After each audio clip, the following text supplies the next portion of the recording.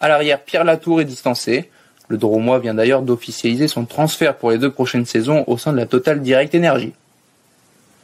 Chris Froome, lui, emmène le peloton et se mue en équipier de très grand luxe pour Egan Bernal et Pavel Sivakov à 3 semaines du Tour de France.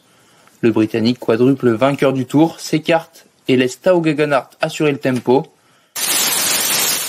Le rythme de Tao Geoghegan Hart fait des dégâts. Tombé lors de la 2e étape, Romain Bardet perd le contact avec le groupe de tête. L'enfant de Brioude est esselé assez loin de l'arrivée.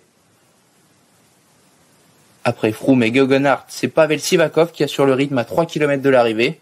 Le Russe est un véritable enfant des Pyrénées, lui qui a grandi, a été formé en France jusqu'au rang espoir. Ils ne sont d'ailleurs plus que 3, moins de 1500 mètres de l'arrivée. Thibaut Pinot a été distancé. Une montée courte et raide, ce n'est pas le type d'ascension dont raffole le franc-comtois.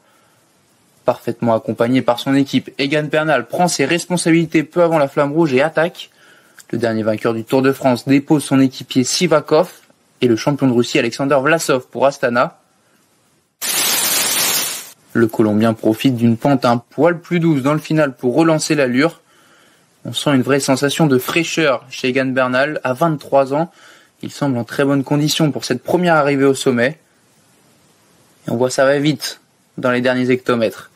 Egan Bernal renoue avec le succès dès sa première opportunité et le savoure de très loin devant un public clairsemé mais tout de même bien présent sur les pentes du col de Béred. Bernal s'impose de fort belle manière au terme d'une course exemplaire d'Ineos. Pavel Sivakov permet à l'équipe britannique de signer un doublé.